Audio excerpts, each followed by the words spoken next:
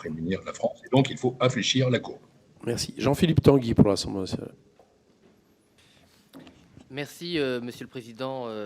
Monsieur Moscovici, bonjour. Écoutez, merci pour cette présentation, mais sincèrement, moi, je pense que là, on est vraiment face à une dérive et un problème. La dérive, c'est l'illisibilité de l'action publique et de l'analyse des comptes publics pour nos concitoyens. Nous sommes là pour représenter les Françaises et les Français, mais nous sommes aussi là pour que tout le monde puisse comprendre nos débats. Moi, je suis désolé, à la lecture de vos notes, à la lecture de votre exposé, il y a énormément de confusion et un grand écart entre la gravité des faits et de la situation que vous exposez et ensuite l'absence de décision que vous prenez pour des raisons méthodologiques qui, évidemment, peuvent s'expliquer, mais qui sont incompréhensibles et intolérables pour les Français. Justifier qu'il ne faut pas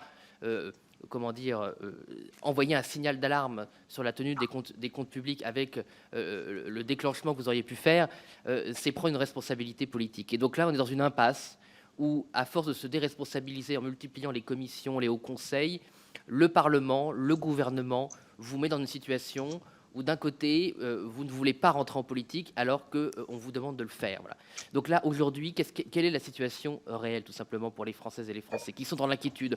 On leur dit le déficit public explose. Et ensuite, vous leur dites, oui, mais avec des nouvelles méthodes comptables incompréhensibles, finalement, on est juste en dessous, à 0,14 points près. C'est incompréhensible pour les gens.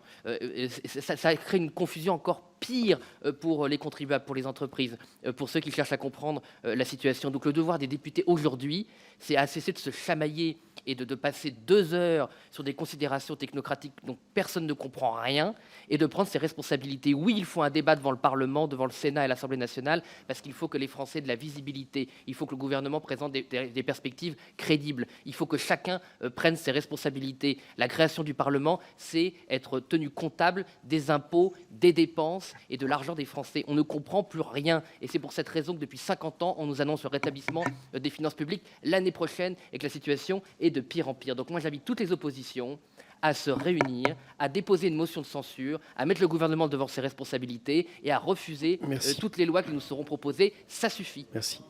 Monsieur le Président. Alors, monsieur le député, avec tout le respect que j'ai pour la représentation nationale, pour chacun des députés et pour vous-même, je voudrais faire quelques précisions. Vous faites de la politique, vous êtes parlementaire. Je n'en fais plus. Je l'ai été, je ne le suis plus. Et je n'ai pas à en faire. C'est pas que je refuse d'en faire, je n'ai pas à en faire.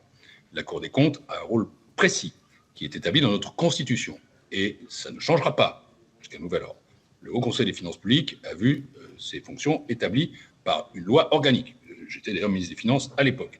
Et j'espère que ce que nous apportons ce matin, c'est au contraire des éléments très précis, qui ne sont pas technocratiques. Ils sont forcément techniques. On ne va pas non plus faire comme si les finances publiques, c'était, je ne sais pas, de l'impressionnisme, qui sont fournis à vous, mesdames et messieurs les parlementaires, et aux citoyens.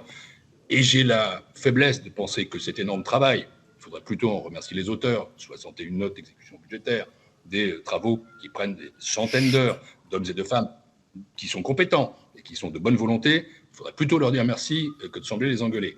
Et donc moi, ce que je vous dis, c'est que si vous vous penchez sur ces rapports, si vous penchez sur ces avis, vous aurez davantage de lisibilité, vous aurez des questions. Après, ce n'est pas à nous ni de préconiser les décisions, ni a fortiori de les prendre.